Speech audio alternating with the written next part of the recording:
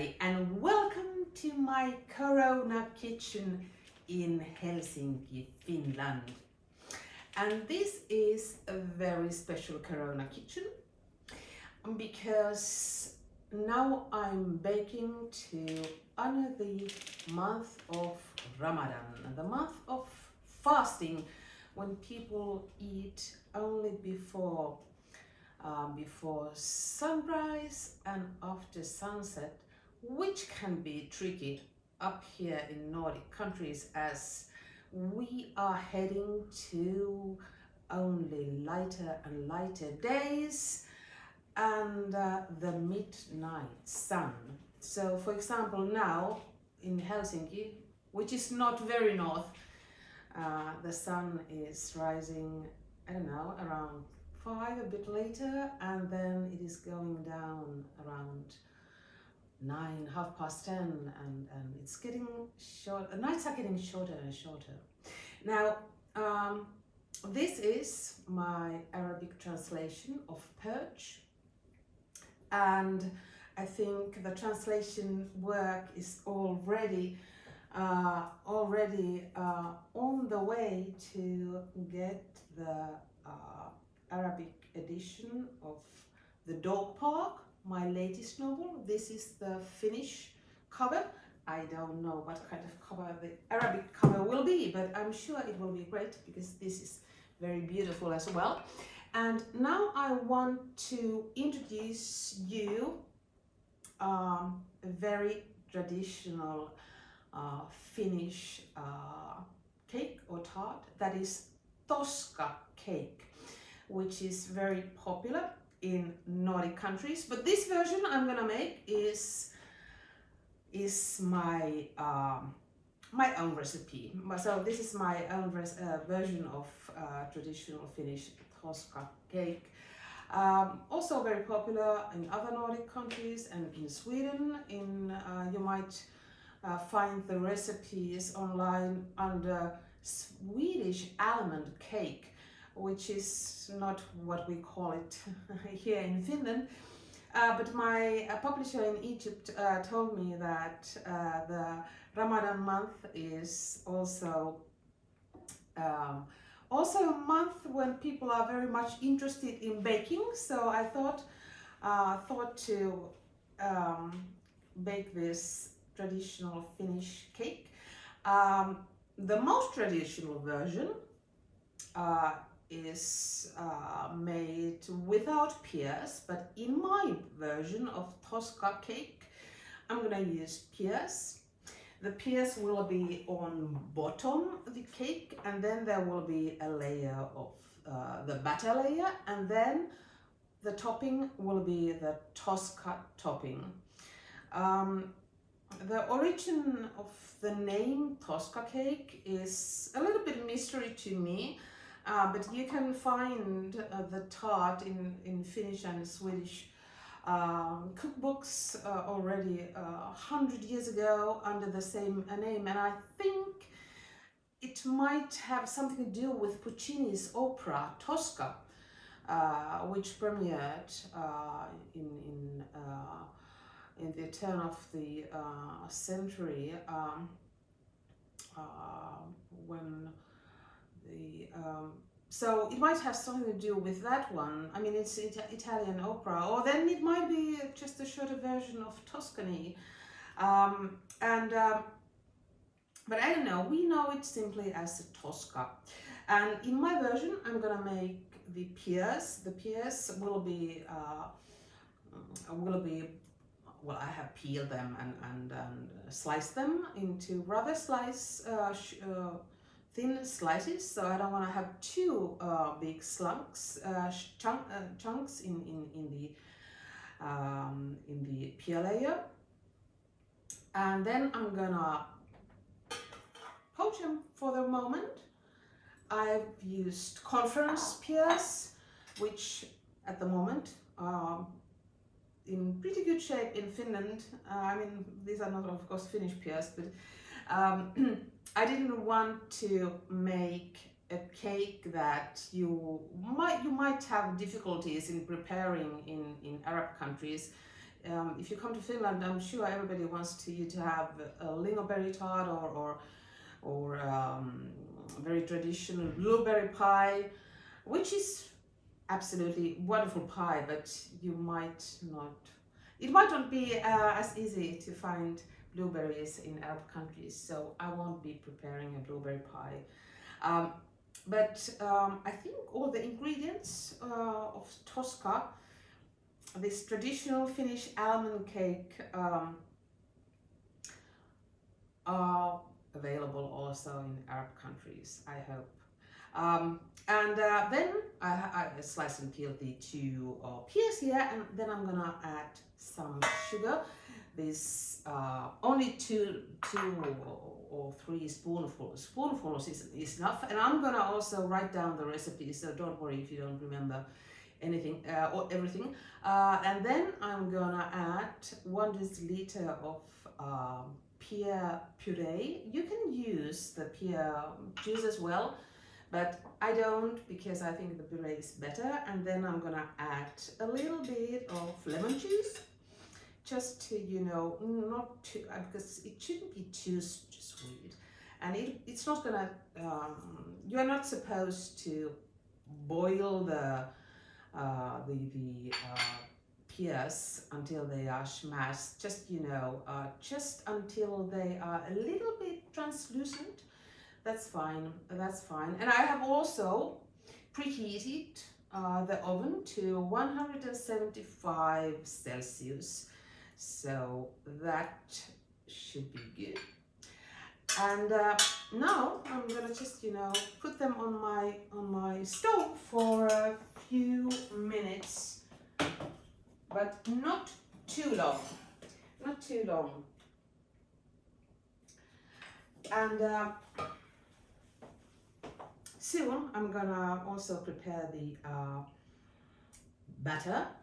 But before that, few words about perch, which already is out in Arab language.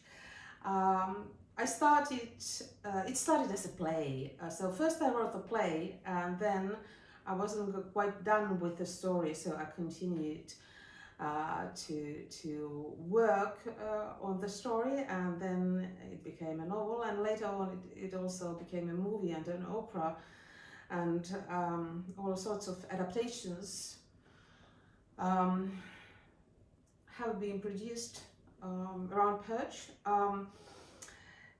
In Finland it came out in 2008, and its success, like the success of my other books in other countries, has been a huge surprise to me, because I'm writing about the recent past of Estonia. I'm half Estonian myself. My mother is Estonian, so I'm half Finn and half Estonian.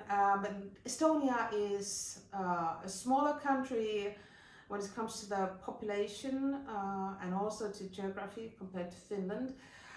So I was quite expecting anyone else than, well, of course, Estonians and Finns to be interested in the recent past of Estonia and the Estonia as a country.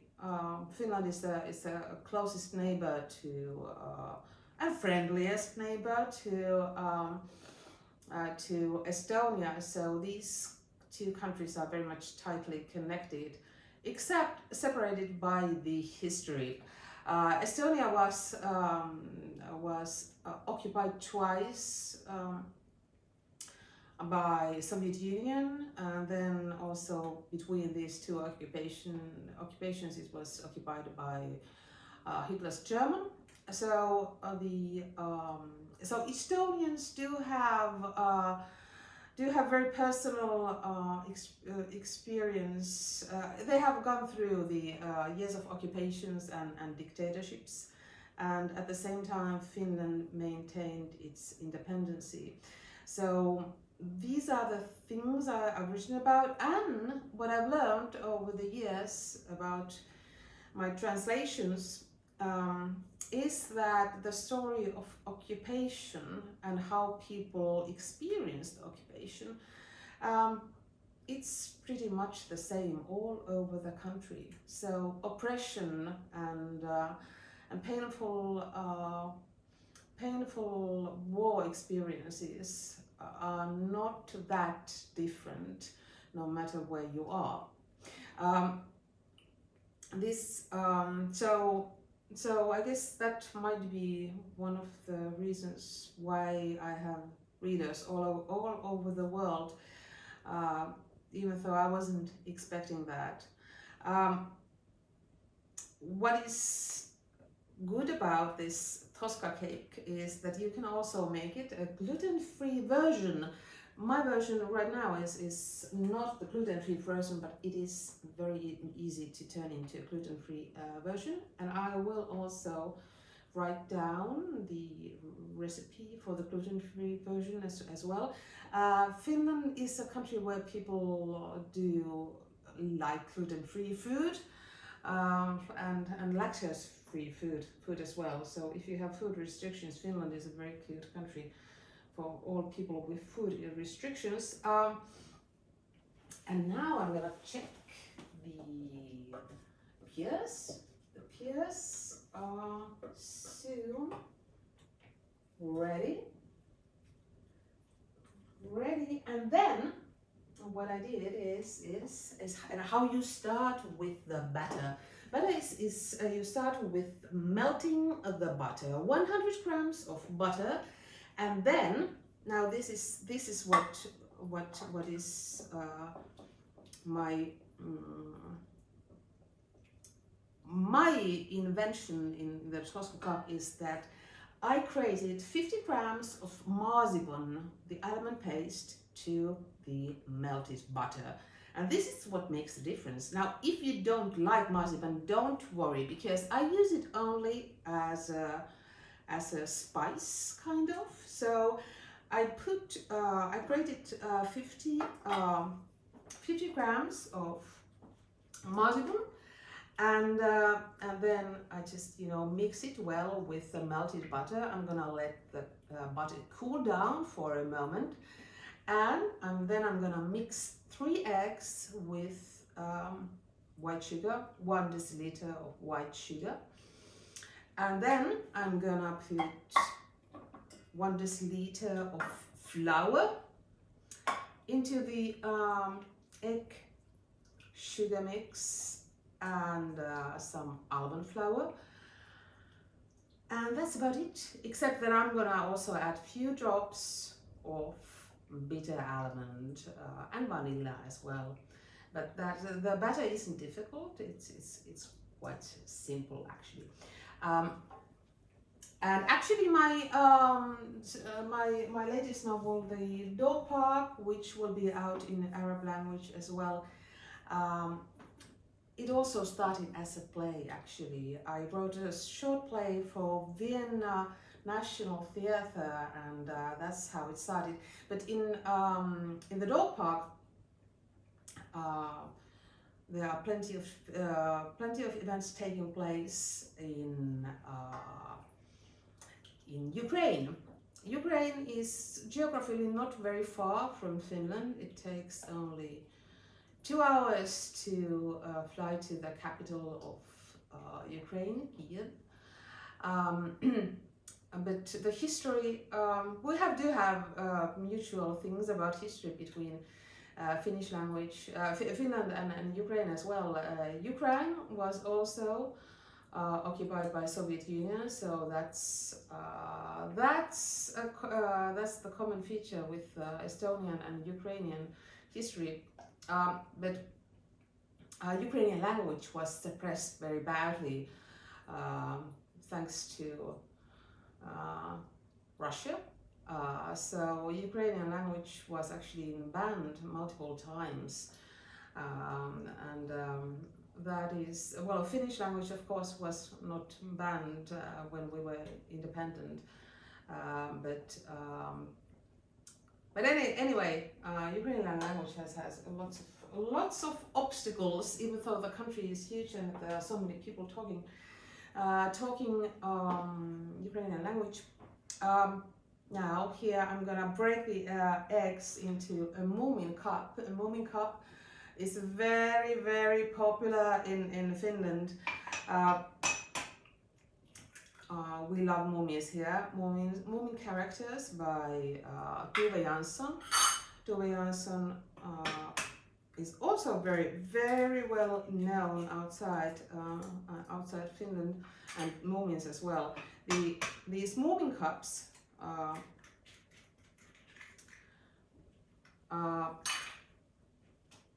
well, I think nowadays you can find them almost in all Finnish households. So if you come to have a coffee, Finland is a coffee country. If you want to have a coffee in Finland in a Finnish home, they will be served to you in moomin character cups. I'm pretty sure about that. And now I'm gonna mix 3 eggs with 1 deciliter of white sugar.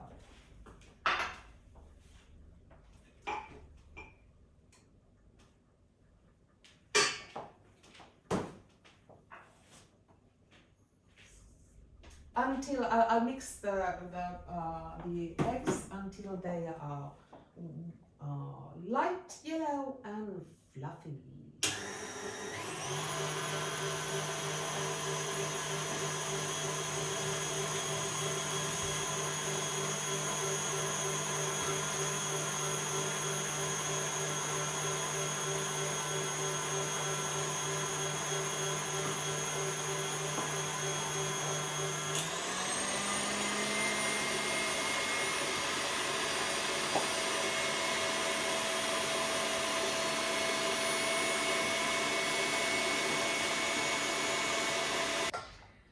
And now the pears are ready to be poured to the pan. I also added 1 teaspoonful of arrowroot. You can use cornstarch or whatever you're used to. In Finland, people most likely are using potato flour, but I use arrowroot. One thing about Finnish kitchen is that we usually use salted butter in baking, and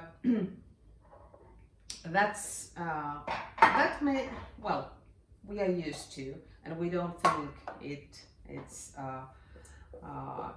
weird at all. But in the Central Europe, and for example also in Estonia, Finnish people are used to using non-salted butter for baking.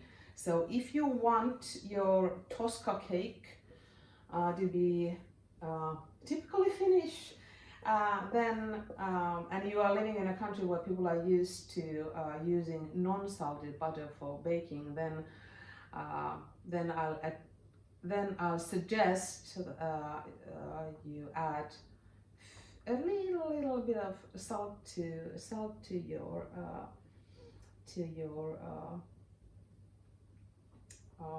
to do the batter, and also to the Tosca topping.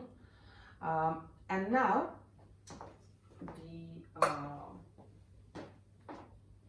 the pears are here.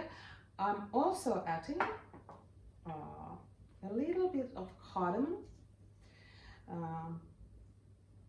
Cardamom is a popular spice in Finland because that is something we use in our buns. So like cinnamon buns and cardamom buns. Now I'm gonna add some cinnamon on top of these pears. You can use more if you want to. There's, just 1 teaspoon or a little bit less. I think this must be now my pan here. You can use a springform pan as well, but I'm using this sort of heavy pan. I'm using also for shepherd's pies or cobblers, for example. But other ones are fine as well. I think the diameter must be 24 centimeters in this one. But now I'm gonna add flowers to the egg and sugar mix, which is now light yellow and fluffy. I'm going to add 1 deciliter of all-purpose flours and then half deciliter of almond flours.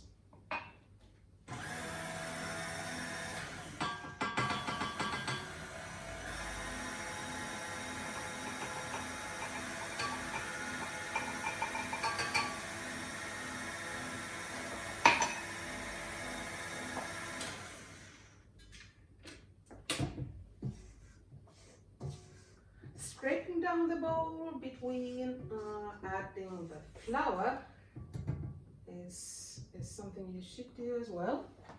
And well, Finland hasn't been a prosperous country always, and of course it's quite interesting that Tosca tart is a traditional Finnish tart, because almonds were actually rather expensive also when I was young. So when times were poorer, the poor man's or poor Finn's Tosca version was actually made with pulled oats. So the Tosca topping wasn't made with the sliced almonds like we do nowadays, and I'm also using sliced almonds, but there's and also the Tosca topping with oats is actually very good. So there's nothing poor about the taste.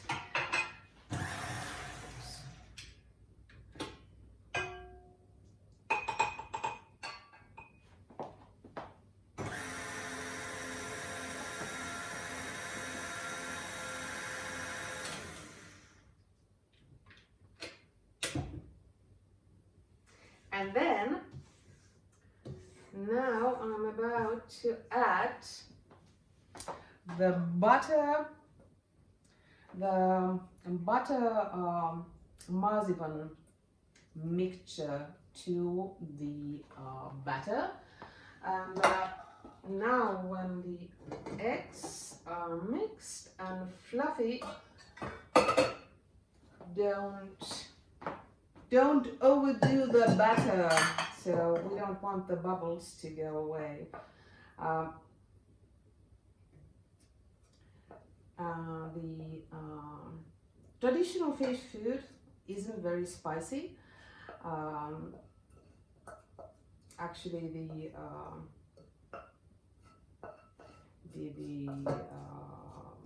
one of the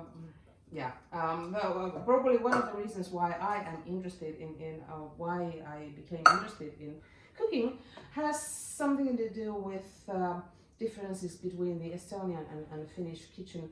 The Estonian kitchen uses the sour.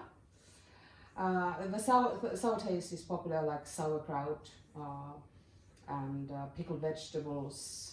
And so on, and Finnish kitchen is not sour and all, so I miss the sour taste. But the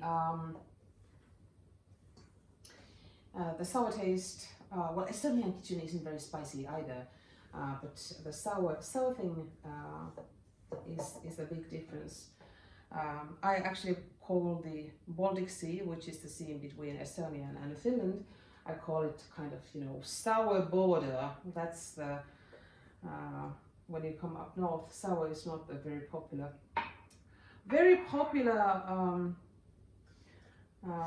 or the sour food is not that popular. And now I'm gonna pour the batter, or actually, I don't want the pears and the batter to be mixed, so I'm rather careful with this. But it's not going to mix. Why berry pies, like blueberry pies and the blueberry pies and lingonberry pies are popular in Finland? It has, of course, to do with our forests.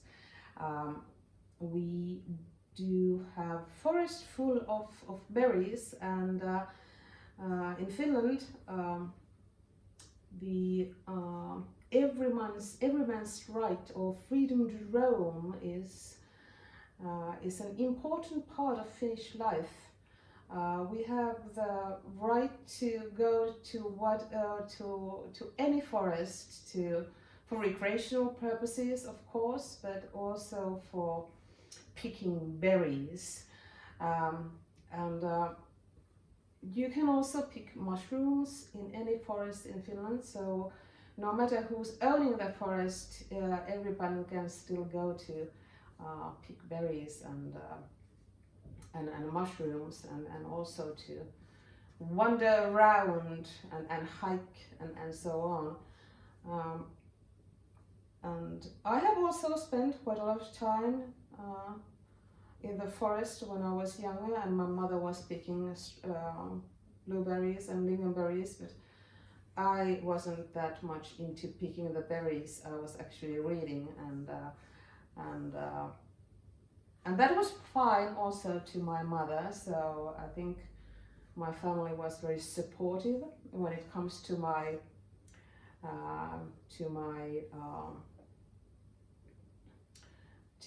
literary interests. I learned to write when I was 6, and of course then I also learned the reading, the skill of reading as well when I was 6.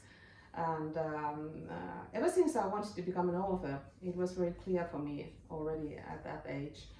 And I don't actually know why. I don't know. I mean, nobody told you, yeah, why don't you become an author? But books and culture was very important for Estonians, especially during the occupation, because that was one way of, of supporting your identity, the national identity, which was under oppression at the time. So maybe that's where my respect for the books, and also where comes my strong belief that literature and books can change the world for better, and you can learn about other people and cultures, sure, but it also makes you understand other people better. And also I think why it's important to write about the recent past is that there's anyway at least a chance that we can learn from our past mistakes, and also learn how people have survived in very difficult situations, like how Estonians survived through the years of oppression, for example. And now I'm gonna put the tart to the oven, which is now at 175 Celsius, and the batter has covered all the pears beautifully.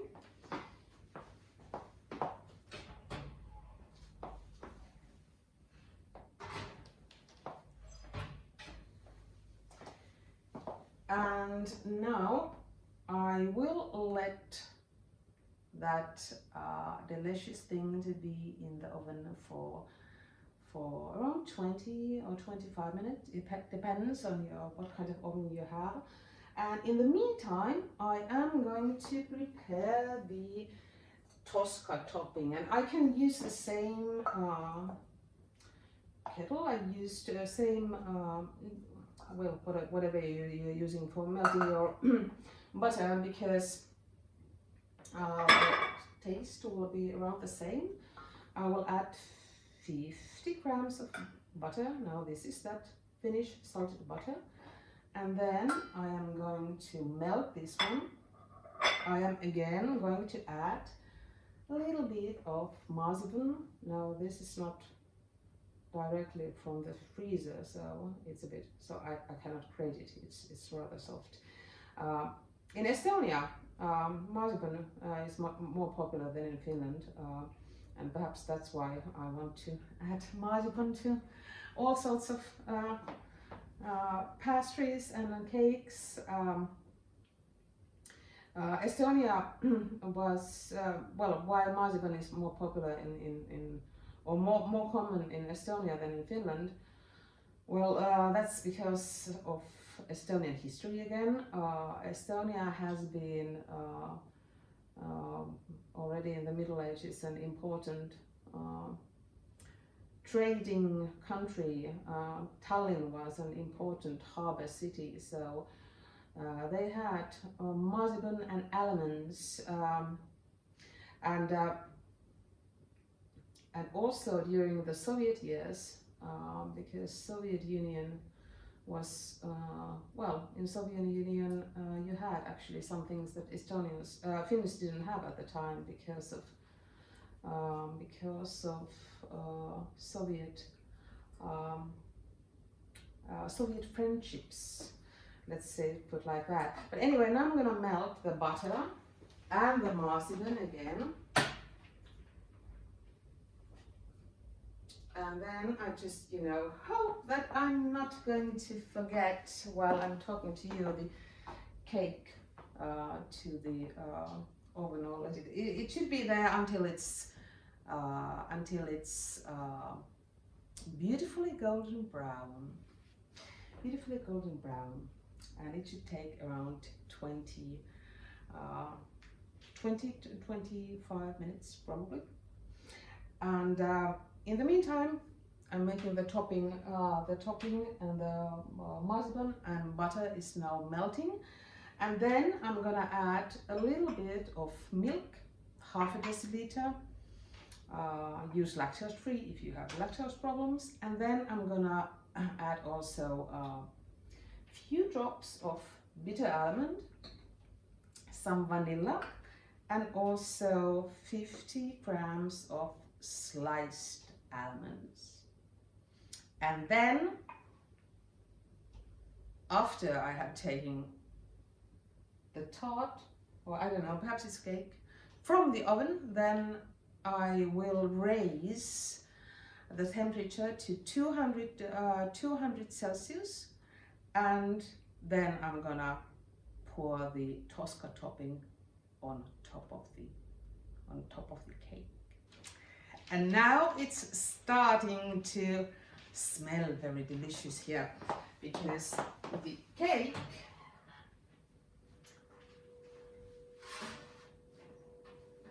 is coming from the oven. And now it's ready for the topping. And now I'm adjusting the temperature to 200 Celsius, and now it's time for the Tosca topping. I have melted 50 grams of sugar, and now I'm gonna add 50 grams of butter, and I'm gonna add a little bit less than 1 deciliter of white sugar, and just a little bit of milk, and some vanilla. Of course, you can use the seeds from a vanilla pot as well, but I don't have them right now. And then few drops of bitter almond. And if you don't like bitter almond, then skip it, but I do. Oops, that's a little bit too much. This is fine. I'm a fan of bitter almond, so this is something I always add. And then 50 grams of sliced almonds. And now I'm gonna put the topping back on the stove, just to make it bubble. Oh well, it's not that important actually. Well, but bubbling is good. Bubbling is good. And And then I'm gonna pour the topping on top of the Tosca cake. Now my latest novel, The Dog Park, which takes place in Helsinki and in Ukraine, Finland and Ukraine. It tells the story of women who are involved in fertility business. Fertility business is a big thing in Ukraine. I mean, it's a very lucrative business, involving also a lot of exploitation. Ukraine is an interesting country regarding the fertility business, because they have an unusually liberal family code. So that's something that's really caught my eye when I came up with when I noticed this detail. For instance, you can choose the gender of your child, and there's no age limit for the clients. And choosing a gender, for example, of your future child is not something that is considered okay in many countries for ethical reasons. And it's also the it is the country where fertility treatments and surrogacy are very affordable for Western clients. Ukraine, when it comes to the income of ordinary citizens, Ukraine is definitely Europe's poorest country, and that's why they have plenty of young white women who are trying to make the ends meet and trying to survive. It is very difficult to survive with the ordinary salary in Ukraine. So now I think this is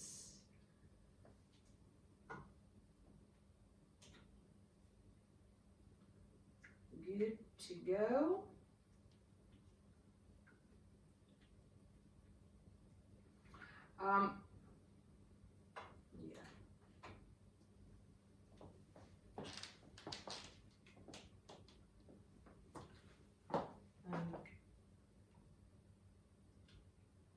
And you can also add some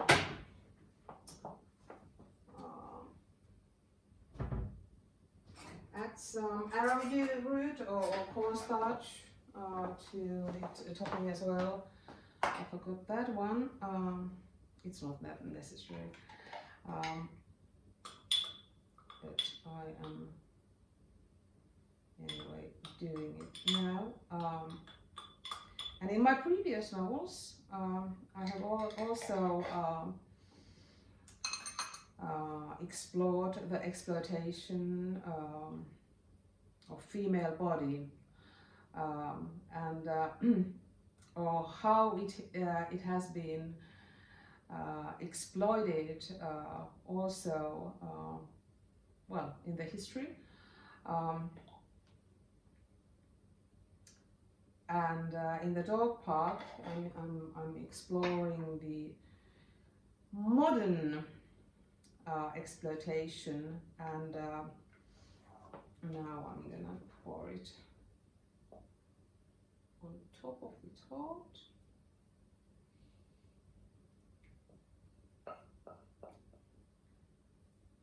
Oh dear.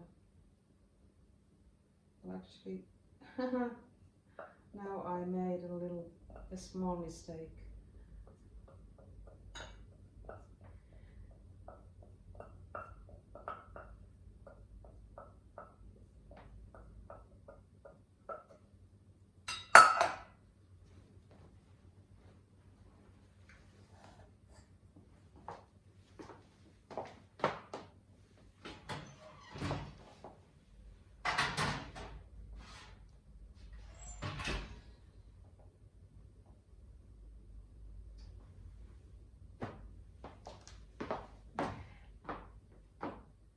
And now the tart is in the oven, the Tosca cake, and it should be there around 8 to 10 minutes, and it's ready when the topping starts to turn golden, and you can see it bubbling, and it turns golden, and it depends on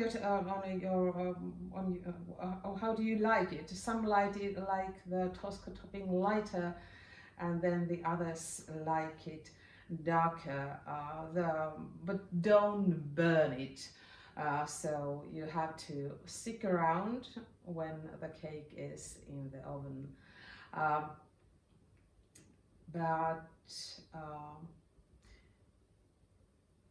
Few more words about why I write. Of course, it's my calling. I haven't ever wanted to do anything else, and I'm also now lucky enough to make my living out of writing. Of course, the most important reason to write is because I enjoy it so immensely, and I don't, and it's very crucial also to my own identity. I don't know who I'd be if I wasn't an author.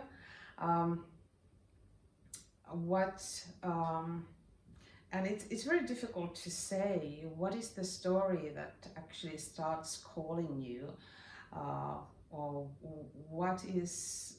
But when the story or some theme starts to feel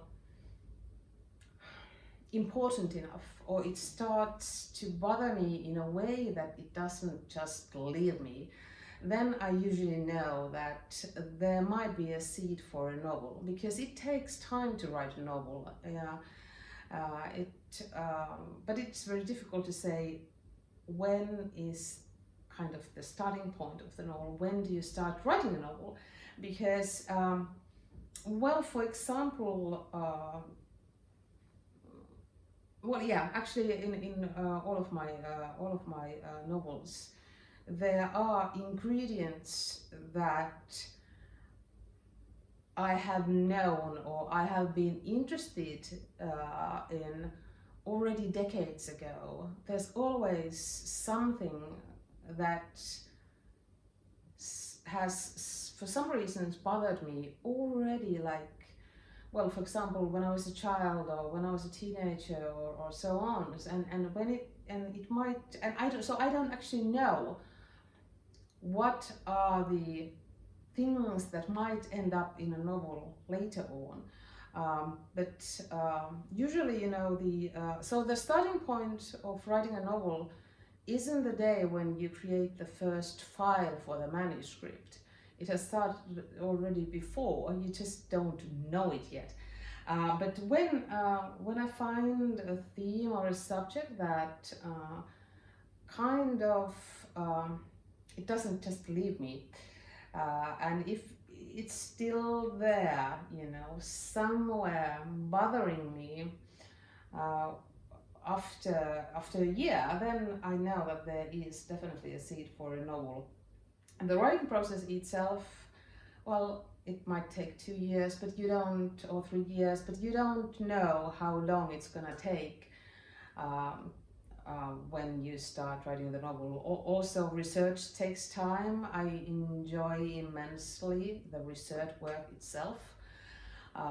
There's not a single novel that wouldn't require the